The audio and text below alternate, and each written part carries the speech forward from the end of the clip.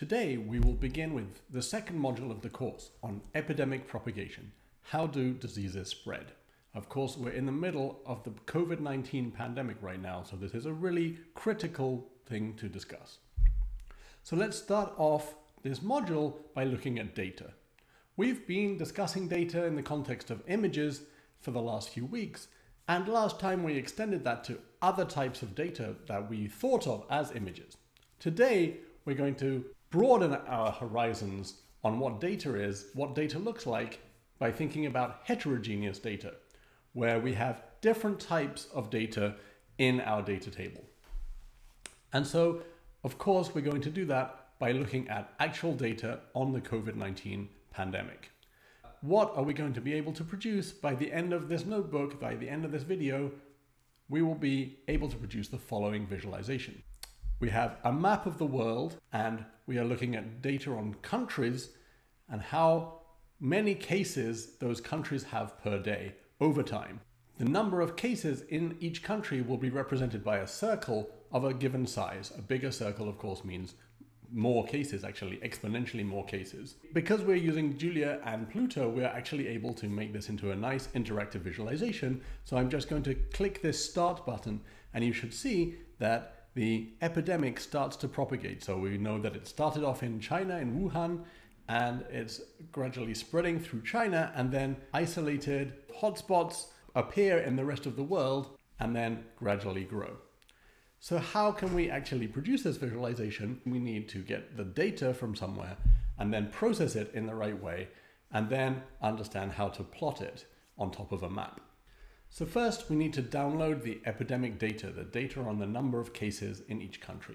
And we're going to use data coming from Johns Hopkins University, which has been collecting this data since the start of the epidemic for countries all around the world. And in particular, we'll be using this global confirmed cases data.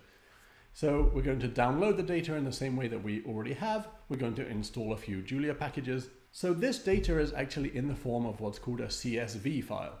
CSV stands for comma separated values. In other words, the data is just literally a sequence of numbers in each line of the file, a sequence of numbers or strings separated by commas. Or it could be separated by spaces or other punctuation. And so Julia has a CSV reader in the package called CSV.jl. And we want to read in that data, and it will be a table, and we need to store that table in a data structure within Julia. So we're used to the matrix data structure, but that is only suitable when all of the entries in the table actually have the same type. However, our data looks like this once we load it in. So there's a separate video on loading and manipulating the data. So when we load in the data, it looks like this. So we have a table where we have column names, province or state, country or region, latitude, longitude, and then a whole list of each date starting on January the 22nd, 2020 and going up to the present day. So there's sort of 200 and something columns. Each of them corresponds to one date. And then the rows of this table correspond to different countries. Or rather, it's a bit more complicated than that. So real world data is messy. So some of these countries are listed as just the country. For example, Algeria is the whole country of Algeria, whereas Australia, if you look, is split into different territories or states within the country of Australia. And there is actually no overall total for Australia given in this data set. If I wanted the overall total, I would actually have to sum up all of these different territories. That's an example of the need to do data cleaning or data wrangling or data munging. This just means taking in the data and then trying to understand what format it's in and how I can convert that into the format that I actually am interested in. So now that we have read in the data into this data frame structure, which is this heterogeneous matrix-like table, what can we do with it? The first thing that we would like to do is actually study what happens in one particular country. And because we're in the United States, let's choose the United States. So I need to find where in this table the United States appears, and then isolate that line of the table. So once we have understood how to actually extract the data from the table, what can we actually do with it? Suppose that we have managed to get the actual numbers that we're interested in into a standard Julia vector. Now we can use tools like plotting libraries. We're again going to use the plots.jl package to plot the data and see what it looks like. So here is a plot of the number of cumulative cases. So this is the total number of cases from the start of the epidemic until the present day, or until the given day. So for example, at 100, it's about 1 million, or a bit more than 1 million cumulative cases in the United States. So that's the sum total of all the confirmed cases between January and day 100, which is 3 months later in May. I'm using the scatter function from the plots library to draw this data, which places 1 point at each data point. And you can see that I'm only passing in one argument. So it will just take the numbers 1, 2, 3, 4, 5, etc. as the x coordinates of the data. And so I'm just plotting, seeing the data as a function of the number of days since the epidemic started. But actually, I would like to see this in terms of the dates. And so I need to extract the dates from the data frame as well. The dates are given in the column names, but those column names are given as strings, so I need to convert those into Julia objects that represent dates. So now we have the dates, we can actually just pass those dates into the plotting function in order to see the cumulative cases as a function of date now. So we can see visually that just before the beginning of April is when the epidemic started.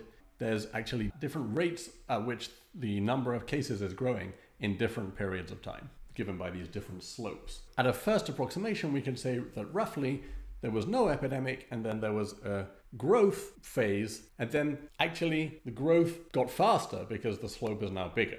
But it's difficult for us to understand these cumulative curves. So instead of cumulative data, I would like to see daily cases. Daily cases are not given in the original data explicitly. We have to extract them ourselves.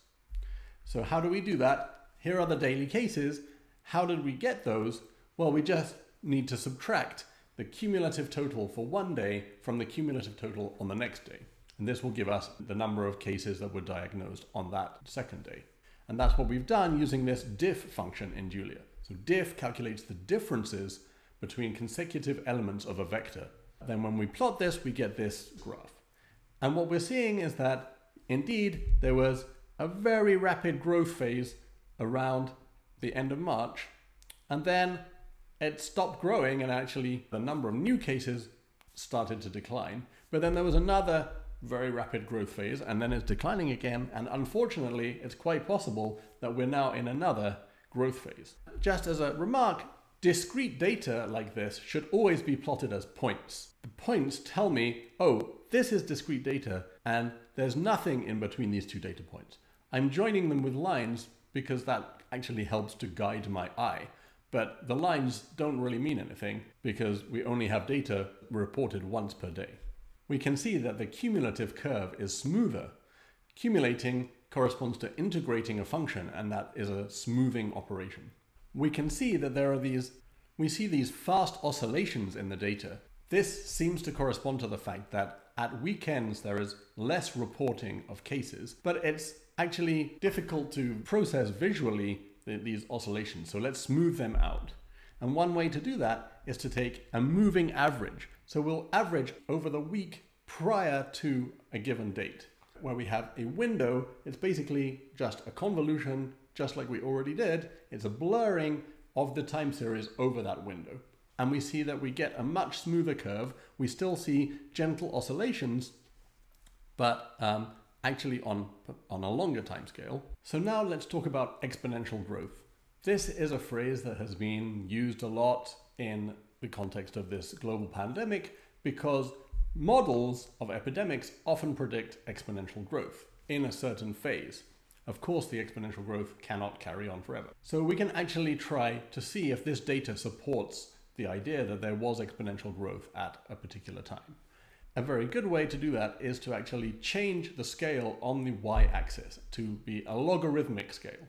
So let's see what that looks like. When I do that, we see this curve. This region of the curve seems to give a straight line when viewed on this logarithmic scale. So we're talking about a semi-logarithmic plot where we have a logarithmic scale on the y-axis, but not on the x-axis.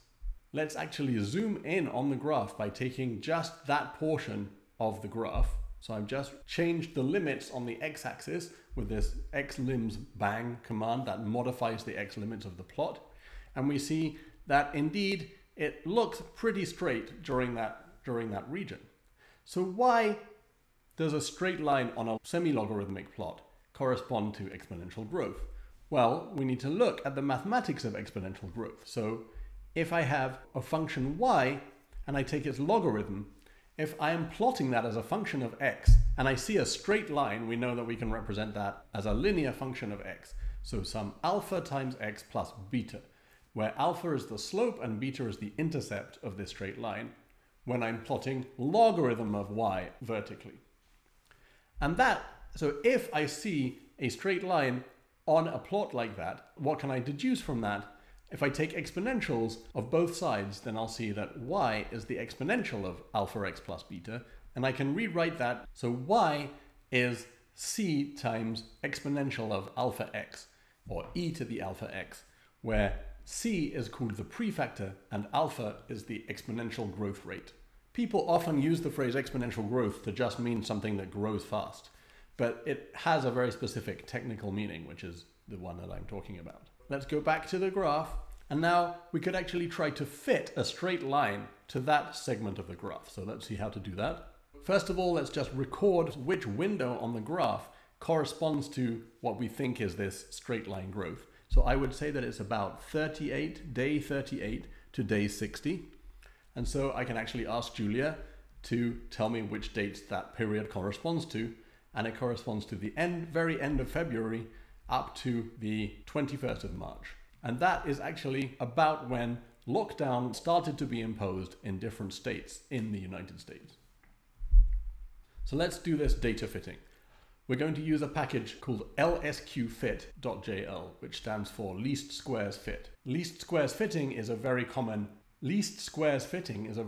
technique where we try to fit a curve to some data by varying the parameters of the curve and finding the parameters which minimize the sum of the squared distances from the function or the curve to the data. This particular package implements that using an optimization package in Julia, which is called optim.jl. But we don't have to explicitly use that package. This provides an interface for us. What we need to do is specify the model, the functional form, which we would like to fit to the data. We have a model, this exponential function, with two parameters, c and alpha. So Julia actually allows us to put these into the function model in this form as a tuple or pair. We're actually passing in a pair as an argument to this function. And then I can use those same variable names, c and alpha, within the function itself. And just to remind you that alpha I can actually type in the notebook as \alpha followed by the tab key. In this package, when we pass in a function to fit, we need the function to actually accept a vector of data. And so I'm using the broadcasting dot notation to indicate that I'm acting on the whole vector at once. So I'm taking the exponential of every element of the vector alpha times every element of the vector x, and then multiplying all of those by c. We just use this curve fit function. We pass in this model function that we're trying to fit, and the data in the x direction, the data in the y direction, and this initial guess of the parameters, which I just chose as 0.5 and 0.5. This is the vector of parameters alpha and c, and I'm passing that into the function. And so this will go and optimize the distance of this function from the data. And what we need are the parameters of the resulting fit. I have called that parameters, and the function is called coef for coefficients in the least squares fit package. And so now let's just add this onto the plot, and here we see the result. So I have fitted an exponential function to the original data, but only in this particular region from day 38 to day 60. And you can see that indeed, this really does seem to correspond pretty closely to a straight line. the package also tells me how far away the data is from the straight line with statistical methods. So we can conclude from this analysis that there was a period, relatively short period, fortunately, 30 days, 20 days even, of exponential growth in the United States with a certain growth rate, which is approximately 0.3. Fortunately, lockdown did actually have a big effect on that growth, and we can see that the number of cases stopped growing. Once we've discussed what happens in one country, an interesting feature of this data is that it actually has geographical information as well. So it has the latitude and longitude coordinates of each country. So why don't we use those to produce this visualization that I started with? So let's look at the data again. We see that each country has latitude and longitude, but again, we have to worry, what do we mean by a country? So again, we have to worry what we mean by a country. So I just decided to take either the province or the country. Whenever there's this missing value in the province, we will just take the country instead. And so again, we need to do some data manipulation to put those two columns together into one, which just either takes the province or the country, depending on whether the value is missing. Once we've done that, we can then plot the data. So let's do that. And we get this result. So this is just a plot of a single point at each of these provinces or countries with the name written on top. And we can see that this roughly maps out the world. So here's South America, North America, Europe, Africa, Asia, and Australasia. Of course, we would actually like to see the outlines of the countries to make this clearer. So we should go and download some more data which correspond to country maps. So there's a very nice website called Natural Earth, which has a lot of data on countries, geographical features, cultural features, political features, and it's all in the public domain. So we can just go ahead and use it as we like. And the data for the maps comes in the form of shape files. This is a particular file format which describes outlines of countries on maps. And Julia provides a package called Shapefile.jl, which will read in these particular formatted files and give us a Julia object that we can use. So the first thing we need to do is, it turns out that this Natural Earth website provides the data as zip files, .zip. And so the first thing we need to do is, after we download the data, we need to unzip it. Again, Julia has a package called Zipfile.jl, which works on any platform and allows us to unzip this data, decompress the zip file. Basically, it's reading the zip file and writing out the files in your current directory. This gives us a set of polygons representing the different countries in the map. So you can see that this is a vector of polygons. Each polygon is just a sequence of points, which when I join them up will give me the country outline. And so here is the visualization. And so here is the visualization of that same data with the country names just put on top of the country outlines. So you can see that Russia, for example, basically the point that has been chosen to represent the country is somehow the geographical center of the country, rather than, say, the capital city. So finally, how do we get the visualization that I started with? Well, we need to change the visualization over time and have the dots correspond to the size of the epidemic outbreak at that given day. So we already know how to do that in Pluto. So I'm going to, for example, use a slider called day 2. I'm going to make a slider, I'm going to show the value, and then I want to see dates of day 2, and I'm going to plot as a function of day 2. The way we specify the plot style so that the size of the markers changes is with this ms keyword argument, marker size. That's what ms stands for. And so I'm taking the logarithm of the daily case number on that particular day. So when I run that, and then I move the binder, and then I move the slider, I will see that I can move forward and backward now in the evolution. And if I replace that slider with a clock, then I would get exactly the original visualization. Of course, there are many visualizations of COVID-19 data on the internet. So why are we making yet another one? Well, often those visualizations don't quite tell you what data they're using or how they're plotting it or how they're processing it. We should be able to take the data ourselves and do the transformations that we want, do the visualizations that we are interested in, and see exactly what's going on. Which data are people leaving out? What happens if I do some different statistical analysis on the data? So we really need to be able to get our hands dirty and get into the data ourselves.